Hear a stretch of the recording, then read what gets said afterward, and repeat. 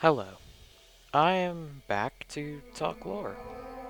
Which seems odd if you know me only for Destiny music and the occasional non-music video, but some of you already know I'm a massive lore nerd that may or may not be obsessed with pyramids. I've been following every darkness-related thing for years now, and amazingly Season of Arrivals and Year 4 have given us a lot of answers that aren't immediately apparent that were raised by either this year or Shadowkeep's year. So I'm going to be diving into them a little bit. Obviously, the main title of this video is pretty much the main topic, but I gotta get there first. Also, to get inspiration for this video, I kinda went crazy and drew this on a relatively small piece of paper. This kinda nails down what the gist of this video is going to be, but yeah.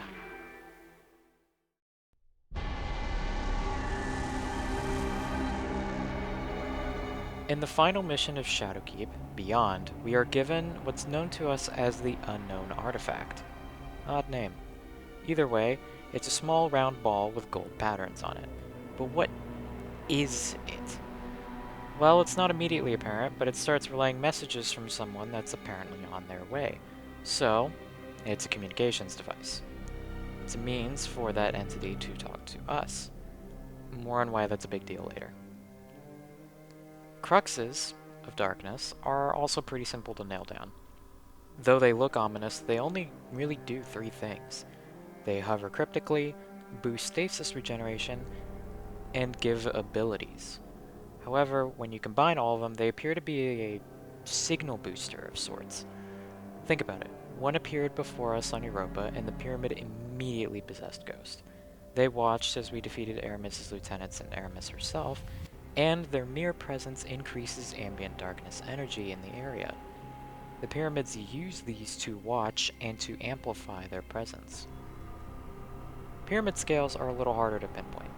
They seem to be capable of terraforming smaller regions like their massive counterparts, but they also do the thing where they hover cryptically, but they can also fly around. I think they're multi-purpose, and their terraforming ability is just something they can do. They seem to be just kind of there, as one formed at the end of Garden of Salvation, almost guarding the statue below.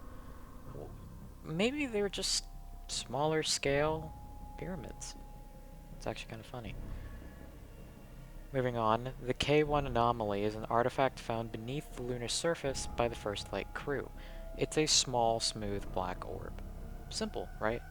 Well, it's been under the moon for over 3 billion years. Yeah, that's about as long as the moon has been around. Why? No one knows. But it's interesting how different it is from other artifacts of darkness, such as the Unknown Artifact or the Veiled statues I'll touch on later. The crew label it as a transceiver, which is similar to the Unknown Artifact, but I'll get to that in a second. I am inclined to believe the First Light crew when they say it's a transceiver because it is in direct communication with some far-off source. And when the commander meditated with the artifact, she went crazy. But she said a particular phrase. Majestic, majestic, she said. It's rather revealing to what was in communications with the orb, the darkness itself. Also, before I continue, I have to round back to the K1 Anomaly and Unknown Artifact thing. They are physically different from each other. The K1 Anomaly is not the same as the Unknown Artifact, despite having similar jobs. They are physically distinct, and that is important, I think.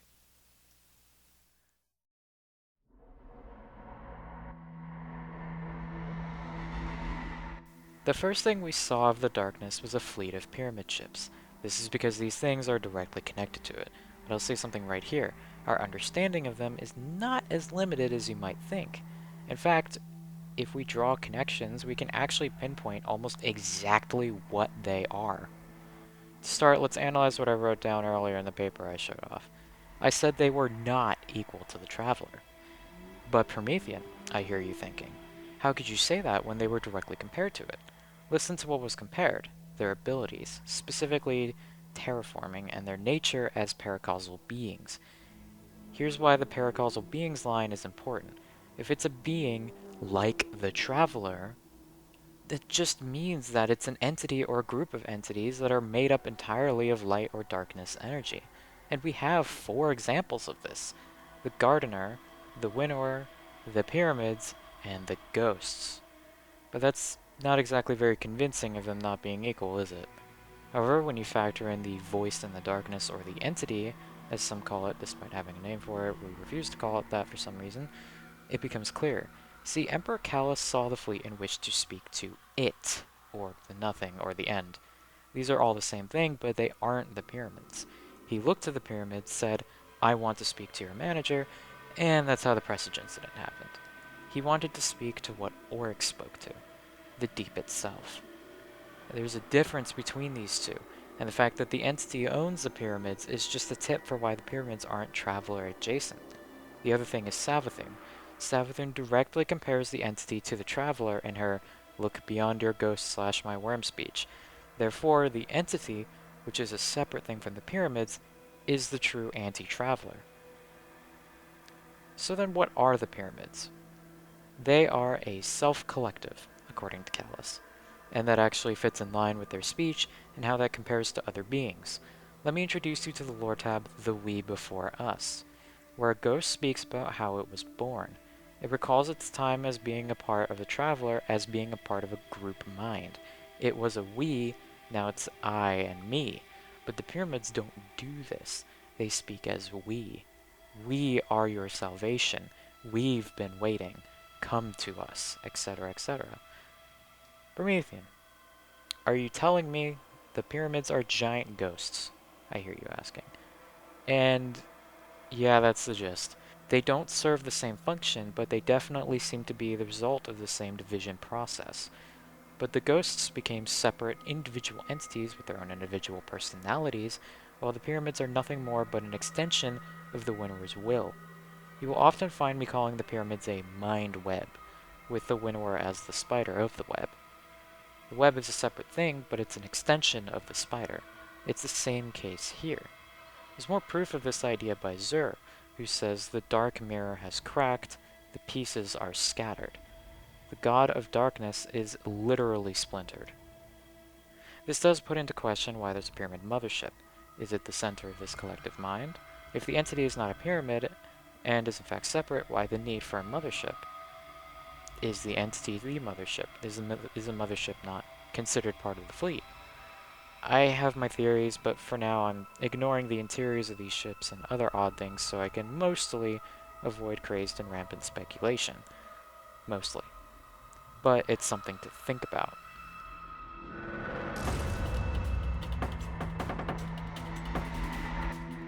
When I first glimpsed that veiled statue at the end of Shadowkeep, I flipped. I instantly recognized it from the piece of concept art made for the D2 installer menu ages ago, but now I know. It was something dark. It all clicked, but questions remained, and even more came up when clarity control was introduced. But then I sat back and I paid attention. See, clarity control is initially very different from other statues. It breathes. It's called Living by Elsie Bray, and the devs even pointed out that the breathing was very intentional. So it got me thinking. CC shares a very important quality with its pyramid and non-pyramid sisters. It is the center of darkness energy in a given area. Notice how there's a perfect ice sphere around CC? Now do you see the same effect on the garden statue? And the pyramid statues are kind of similar. In both the lunar and European pyramids, we head to the statue room, and the most darkness stuff in both cases happens there, like the Cruxes. The European statue gives you power. The lunar one gives you the unknown artifact, allowing for direct communication from the Winnower. Want to hear another fun fact? The lunar statue is located in the exact center of the pyramid, and the European pyramid, though the map is located beneath the Beyond area, has a very similar style to its lunar sister, implying a similar location. So I'm going to go into a little rampant speculation here. Ages ago, after Oryx became the Taken King and first spoke to the deep itself, he communicated with it again in the entries Battle Made Waves and Majestic Majestic. The first time the conversation wasn't really recorded, but the second time Oryx gave us the rundown on how he managed to actually talk to the damn thing. Oryx went down into his throne world. He went out into the abyss, and with each step he read one of his tablets, so that they became like stones beneath his feet. He went out and he created an altar, and he prepared an unborn ogre. He called on the deep, saying, I can see you in the sky. You are the waves, which are battles, and the battles are the waves. Come into this vessel I have prepared for you. And it arrived, the deep itself. Now take it all in. He used the tablets to summon it, but he used an ogre as a vessel for it to inhabit. Curious. Now hear me out.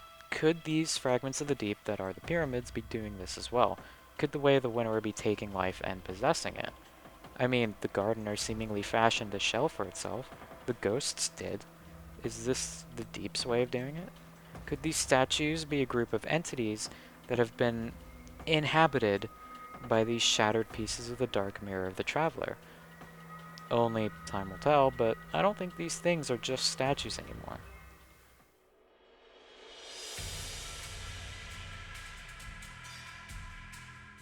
The entity is the Winnower.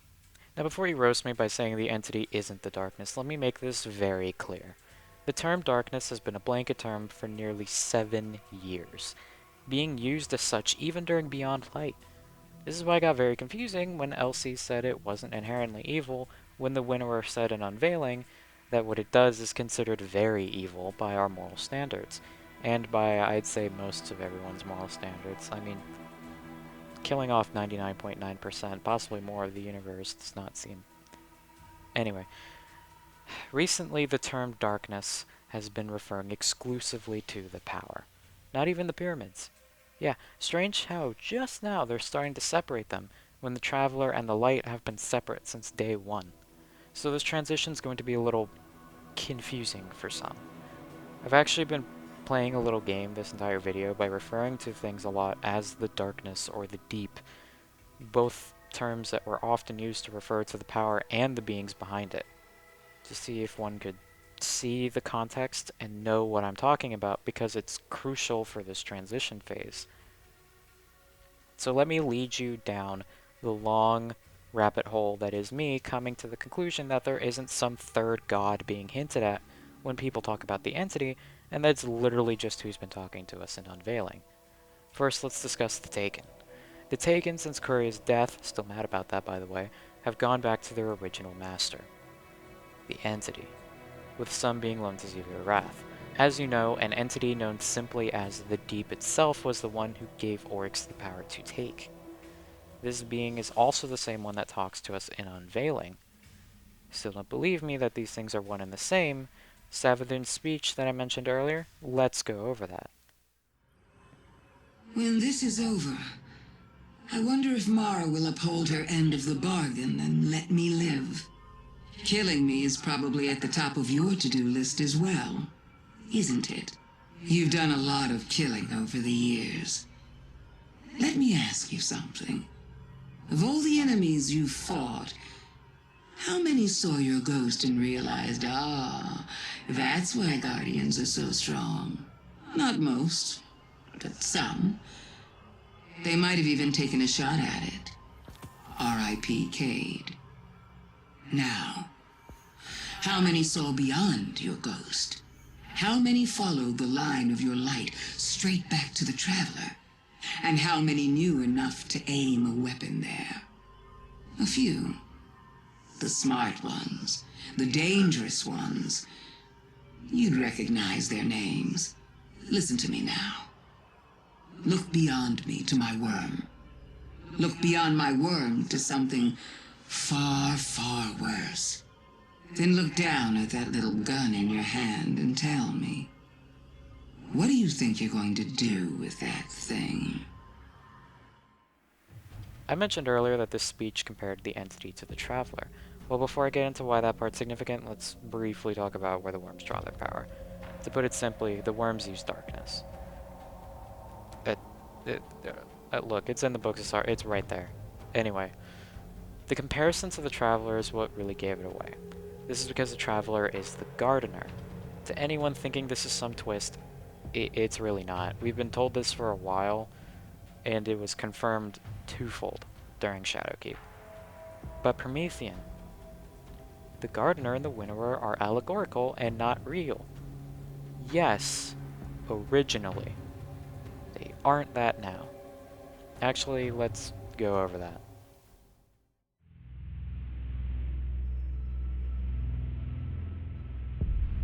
Long ago, there was a Gardener and a Winnower. They were mathematical concepts/constructs that simply were that had no physical forms as they were, quote, as bodiless as the primes.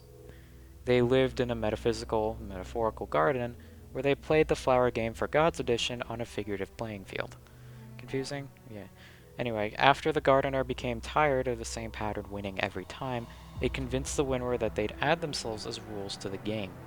These rules became light and dark, and their mere presence can change things, hence the term paracausal. But the Gardener and Winnower evolved beyond their existence as rules and technically admins of the game. The conflict in the garden escalated as these two god concepts fought. At this point, their fight was so devastating that it broke everything and universe spawned from the chaos. Worms and patterns escaped, but we're not here to talk about them. Here's how the Winnower describes it. But by then it didn't matter. The game was over. The garden had given birth to creation. The rules were in place, and there would never be a second chance. We played in the cosmos now. We played for everything. The rules became separate from the ones who made them. Notice how you can use light for evil, and the only thing the Traveler can do is get depressed from your decisions, or how you can use the darkness for good, and the Winnower can't do a damn thing about it since you control your use of that power? Yeah. Well, I mean, I guess the Gardener can take it from you, but that's only if it's given. Like, if you just had it, then, like, it couldn't do it. Whatever, you get my idea. Anyway, these concepts evolved and became players in the cosmos. They became beings unto themselves. And the biggest example of this is Unveiling itself, where the narrator continues to identify itself as the Winnower throughout the entire thing. And, fun fact, it calls the Traveler the Gardener. It was the Gardener that chose you from the dead.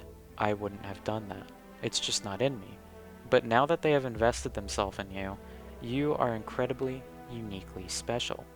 That wandering refugee chose to make a stand, spend their power to say, here I prove myself right, here I wager that, given power over physics and the trust of absolute freedom, people will choose to build and protect a gentle kingdom ringed in spears, and not fall to temptation, and not surrender to division, and never yield to the cynicism that says, everyone else is so good that I can afford to be a little evil.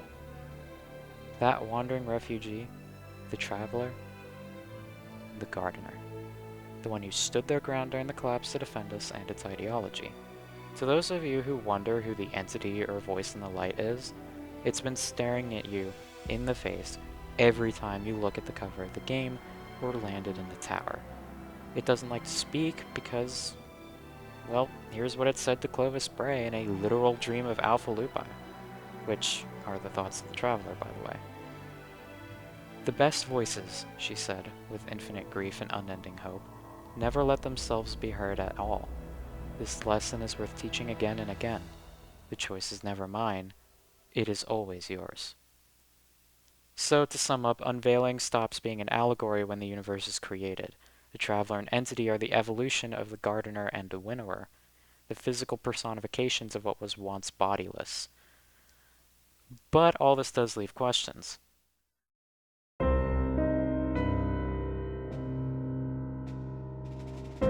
The Traveler is the Gardener. The Entity is the Winnower. The ghosts and pyramids are similar in conception, but that does still leave a lot of questions. Why do the pyramids have interiors? Why are they so big? Why is there a mothership? Why is the architecture the way it is? Are the statues all alive? But a big one that may make the whole Entity/Winnower thing a little more confusing is what form it decided to take.